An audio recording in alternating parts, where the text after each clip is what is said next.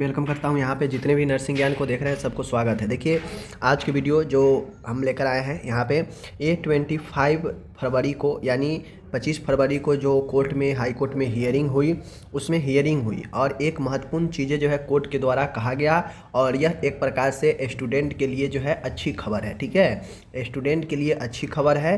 क्या कुछ कहा गया है, 3 पेज का ऑर्डर है, हम आपको सारे चीज़ बताएंगे। ठीक है, सबसे पहले तो ये यहाँ पे जो कहा गया, आपको पता होगा कि कहा गया जो सीसीटीवी है, अगर सीसीटीवी का डाटा नहीं मिल रहा है तो उसके लिए काउंसिल ने सीसीटीवी का डाटा नहीं सौंपा।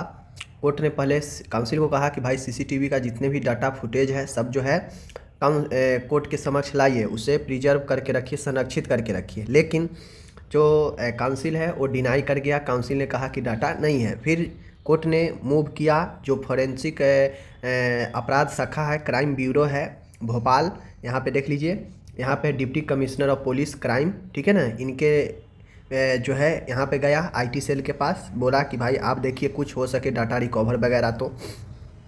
तो अब मामला दूसरे तरफ भी मुड़ चुका है। ठीक है ना, लेकिन अच्छी बात ये था यहाँ पे कि कोर्ट ने तो हिदायत दिया ही और कोर्ट ने ये भी कहा कि जो क्राइम जो डिप्टी कमिश्नर ऑफ पुलिस है, इनका जो काम करने का जो तरीका है काफ़ी ज़्यादा फेलुअर है और इन्होंने जो है failure on the part of the director central forensic science laboratory, मतलब कोर्ट ने कहा कि जो ये शाखा है ये काम करने में अपना बहुत सुस्ती दिखा रहा है और एकदम फेलुअर है। ठीक है, तो इन्होंने सीधा सीधा सरकार के जो वकील है एमपीएनआरसी या एमपीएमएसयू का जो वकील है उनको इन्होंने सीधा सीधा कहा कि अब ये जो मैं दे रहा हूँ यह ज़्यादा अब सुस्ती नहीं होनी चाहिए और अगली सुनवाई से पहले जो सारे सैंपल वगैरह है, डाटा वगैरह है, वो कोर्ट में इकट्ठा करना ही पड़ेगा, वरना उसके बाद जो है और ज़्यादा मामला बढ़ेगा। ठीक है, साथ में ये भी कहा गया कि एमपीएनआरसी हो, ठीक है, एमपीएमएसयू हो या मध्य प्रदेश के मेडिकल एजुकेशन के रजिस्ट्रार्ड हो,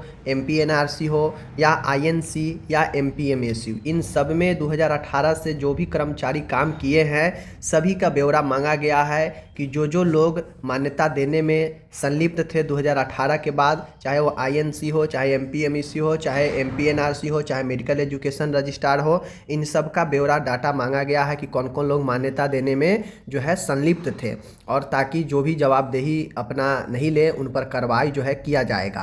क्योंकि आपको पता है कि मध्य प्रदेश में सारे जो भी मान्यता दिया गया कहीं ना कहीं ऑफिसर के आड़ में ही छुप के ही दिया गया, चीज़ों को गलत तरीके से प्रमोट किया गया और मान्यता देने के काम कोई समिति ही करता है जो कि काउंसिल में बनाया गया होगा।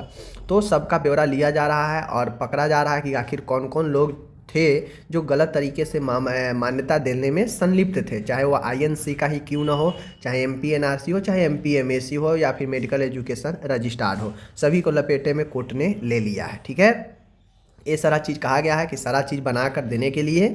दूसरी चीज़ें अब यहाँ पे जो कहा गया है, मेन महत्वपूर्ण चीज़ें ये कहा गया है कि देख लीजिए, further more Shri Awasthi is also directed, Awasthi वही जो मध्य प्रदेश सरकार के वकील है, इनको कहा गया directed to ensure that authorities shall declare the result of examination in compliance of earlier order of this court without wasting any further time. यहाँ पे स्पष्ट कहा गया कोर्ट की तरफ से, जो सरकार के वकील है उनको स्पष्ट कहा गया, यहाँ तक कहा गया कि एक प्रकार से कहा जाए तो उनको स्ट्रिक्ट कहा गया कि फर्दर जो भी आप एग्ज़ाम हो चुका है, देख लीजिए यहाँ पे स्पष्ट है, देख लीजिए, ensure that the authorities shall declare the result of examination, यानी जो भी एग्जामिनेशन हुआ है उसको रिजल्ट डिक्लेयर करने का सीधा सीधा ऑर्डर दे दिया गया है। और यहाँ तक भी कहा गया है कि order of this course without wasting any further time, आगे कोई भी टाइम बेकार किए हुए बिना रिजल्ट जारी करना है।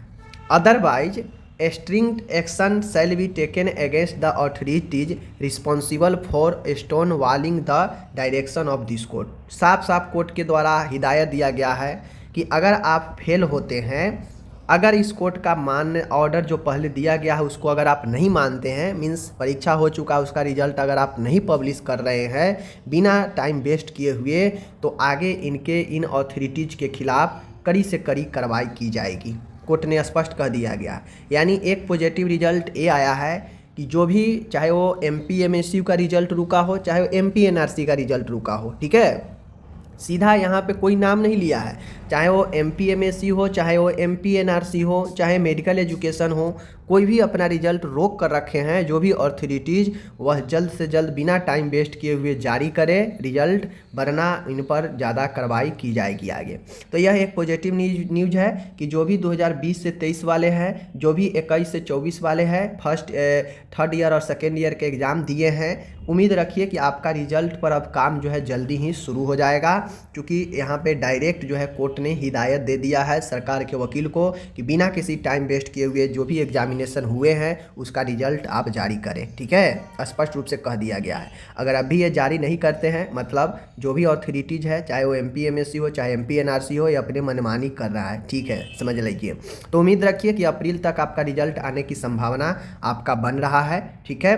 बाकी इस केस पर अगली सुनवाई आपको 6 मार्च को की जाएगी, ठीक है। कब? 6 मार्च को अगली सुनवाई इस पर की जाएगी, ठीक है।